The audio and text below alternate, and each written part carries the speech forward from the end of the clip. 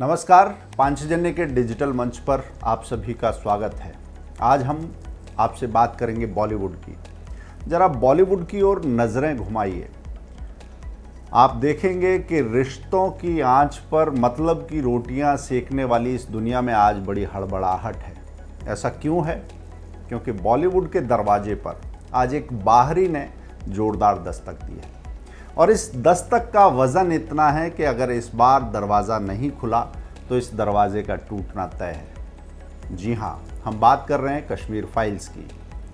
कहने को तो ये भी एक फिल्म है, बहुत सी फिल्में आती हैं, परंतु इस फिल्म के साथ जुड़ी हुई बहुत सारी ऐसी बातें हैं जो सवाल बनकर हमारे सामने खड़ी हुई हैं। ये फिल्म केवल फिल्म नहीं है, इसे कुछ समझने की कोशिश करेंगे तो आप बहुत सारे घटनाक्रम आपकी आंखों के सामने तैर जाएंगे। ऐसा क्यों है कि इस फिल्म को देखते समय लोगों के आंसू नहीं रुक रहे?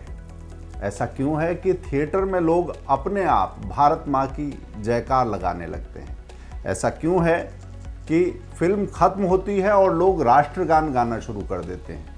ऐसा क्यों है कि बहुत सारी कंपनियां अपने कर्मचारियों को इस फिल्म को देखने के लिए प्रोत्साहित कर रही हैं, उन्हें अवकाश दे रही हैं, छुट्टी दे रही हैं?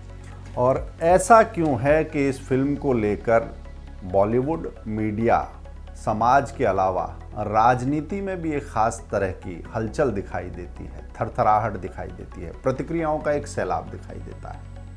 दरअसल ऐसा इसलिए है कि बॉलीवुड के बंद दरवाजे पर इस बार जो दस्तक हुई है वो हथेली की थाप से नहीं, वो दशकों के दर्द को समेटे हुए भिची हुई मुट्ठी से हुई है।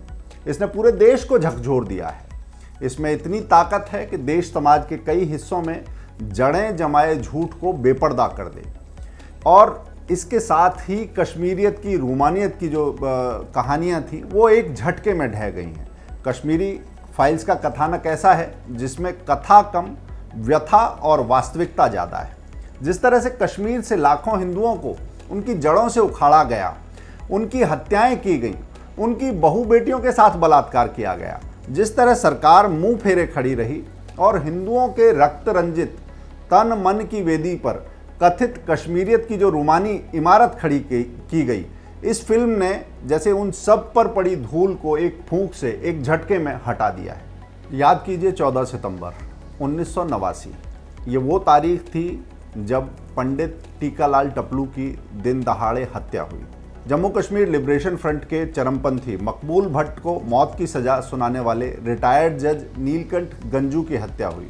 इससे आकार लेने वाले आज़ाद भारत का वो शर्मनाक नरसंहार जल्दी ही ऐसे मुकाम पर पहुंच गया जहां खुलेआम लाउड स्पीकरों से, पोस्टरों से धमकी दी जाने लगी, 80-80 पाकिस्तान बटव रोअस तब बटने सान, यानी हमें पाकिस्तान चाहिए हिंदुओं के बगैर मगर उनकी बीवियों के साथ, उनकी पत्नियों के साथ। साथ साथ उठने बैठने वालों ने हत्याएं की, पड़ोसियों ने बलात्कार किए।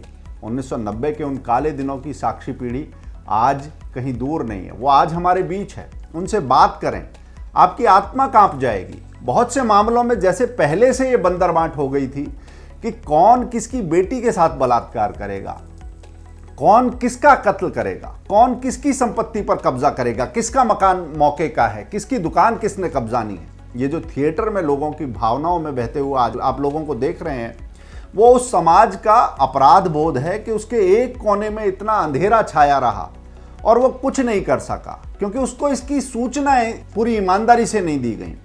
और तो और उस समाज ने लगातार चले उस दौर में भी कभी ये जानने की कोशिश नहीं की कि तथाकथित मुख्यधारा का जो मीडिया है उसमें सन्नाटे और कराहने की दबी दबी सी जो आवाज़ें आ रही हैं, उनके बीच की सच्चाई क्या है, ये खबरें खुल के क्यों नहीं आ रही हैं। उसे अपने आप पर गुस्सा है, देश में इतना कुछ हो गया और उसे ये भी नहीं पता कि आखिर हुआ क्या था। ये सही है कि तब निसंदेह पांचजन्य ऑर्गेनाइजर जैसे गिनती के मीडिया प्रकाशनों ने कश्मीरी हिंदुओं के साथ हो रही बर्बरता को लगातार सामने लाने का प्रयास किया, मगर सबने ऐसा नहीं किया। लेकिन बाकी सब इसकी ओर से आंखें मूंदे रहे। एक और तो लोगों ने इतनी यातनाएं झेली, उसके बाद घर वापसी की जो कुछ भी आधी अधूरी कोशिश की गई वो वैसी नहीं थी कि हिंदुओं के मन में बैठे डर को दूर कर सके। तो हिंदू वापस कैसे जाते? घाटी में अपने घर आंगन को दोबारा कैसे स्वीकार करते? क्या किसी ने गारंटी ली कि कल जो हो गया वो आगे नहीं होगा? क्या सत्ता में कोई अपराध बोध था? अगर होता तो थोक के भाव में पाकिस्तान प्रशिक्षित आतंकवादियों को रिहा करने वाली पूर्व मुख्यमंत्री फारूक अब्दुल्ला ये कहते कि उन्हें यानी हिंदुओं को इस बात का एहसास करना होगा कि कोई भीख का कटोरा लेकर उनके सामने आकर नहीं कहेगा कि आओ और हमारे साथ रहो, कदम उन्हें ही उठाना होगा। क्या ये एक जिम्मेदार राजनेता का बयान हो सकता है? ऐसे व्यक्ति का जिनके कुनबे के हाथों में सूबे की कमान दशकों तक रही, पीढ़ियों तक रही। अब्दुल्ला परिवार को छोड़िए, कांग्रेस की बात कीजिए। अगर कांग्रेस की भी बात करें तो क्या कांग्रेस अलगाववादियों के मान मनोहर की नीति पर चलती? यासीन मलिक जैसे अलगाववादी के साथ देश के प्रधानमंत्री मनमोहन सिंह मुलाकात करते, मुस्कुराकर फोटो खिंचवाते? इतना ही नहीं, जब आप पूरे देश में कश्मीरी हिंदुओं के पक्ष में जनभावना मजबूत होते हुए देख रहे हैं तो केरल कांग्रेस दूसरी ओर दिल दुखाने वाली ट्वीट कर रही है। अपनी इज्जत रखने के लिए सच से मुंह मोड़ना, यह कांग्रेस का सबसे बड़ा अपराध बोध है। आज कांग्रेस ये साबित करने की कोशिश कर रही है कि कश्मीर में मुसलमानों के साथ हिंदुओं की तुलना में कहीं अधिक अत्याचार हुआ। कहावत है कि इतिहास अपने आप को दोहराता है और लोग इसका इस्तेमाल गलत उद्देश्यों के संदर्भ में करते हैं, लेकिन इस पर विचार तो करना ही चाहिए कि इतिहास अपने आप को दोहराता क्यों है। इसीलिए कि हम उससे सबक नहीं सीखते। आज क्या हो रहा है, लगता है कांग्रेस ने अलगाववादियों को हथेलियों पर रखकर किस्तों में अमन चैन खरीदने की नीति के दुष्परिणामों से कोई सबक नहीं लिया। इस देश के मुसलमानों को कांग्रेस से ये सवाल जरूर करना चाहिए कि उसने एक पूरी कौम को अलगाववादी क्यों बना दिया, आतंकवादी क्यों बना दिया। कांग्रेस और कुछ और तत्वों को क्यों लगता रहा कि मुट्ठी भर अलगाववादियों को अगर साथ मिलाकर नहीं चले तो इस देश का मुसलमान नाराज हो जाएगा। उनकी नीति थी अलगाववादियों को हथेलियों पर रखकर अमन खरीदने की। बेशक इसके कारण वहां भ्रष्टाचार संस्थागत रूप लेता गया, स्थापित होता गया और वहां आतंकवाद, अलगाववाद को बनाए रखने का एक तंत्र खड़ा हो गया। अगर सियासत में कुछ लोगों को डर लग रहा है तो इसका उचित कारण है। कट्टरपंथी तभी तक वोट बनकर उनके काम आ सकते हैं जब तक उन्हें तुष्टीकरण की खुराक पर पाला जाए। अपराध को बहुसंख्यक अल्पसंख्यक के खांचों में देखना उन्हें रास आता है, उनकी रीति नीति को सुहाता रहा है, क्योंकि उन्हें लगता रहा कि ऐसा करने से ही उनके सियासी हित आसानी से पूरे हो सकते हैं। आज अगर बॉलीवुड में कुछ लोगों को डर लग रहा है तो उसकी भी वजह समझी जा सकती है। उन्हें डर इस बात का है कि कहीं मनोरंजन के नाम पर खड़ी की गई हमाम की दीवार ही न ढह जाए, क्योंकि दीवार के उस पार का नज़ारा फिर पूरी दुनिया देखेगी।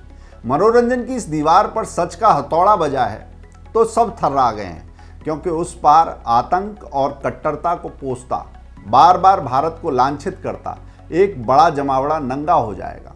एक बात याद रखिए, थिएटर में उमड़ने वाले ये आंसू, ये आक्रोश, ये खीज, ये उस समाज की है जिसे अपने ही इतिहास, अपने भारतीय कुटुंब से काटकर रखने की चाल चली गई। गलत और छोटे रास्ते पर चलकर अपने हितों को साधने की ताक में रहने वाले सावधान हो जाएं, क्योंकि समाज का ये सामूहिक बोध ऐसे तत्वों को पहचान चुका है और निश्चित ही क्षमा नहीं करेगा। कश्मीर फाइल के शो के बाद हॉल में हिचकियों की आवाज़, आक्रोश, भारत माँ की जयकारे इस संदर्भ में ही देखे जाने चाहिए। समाज से सच छुपा कर रखा गया, परंतु तकनीक के दौर में, तुलना के दौर में सच छुपता नहीं है। और याद रखिए, जब अरसे तक दबाया रखा गया सच एक झटके में लोगों के सामने आता है, समाज पर खुलता है, तो उसका परिणाम, उसकी प्रतिक्रिया थर्राने वाली होती है। ये वैसी ही होती है आज जैसी प्रतिक्रिया हम इस फिल्म के साथ समाज के भीतर देख रहे हैं।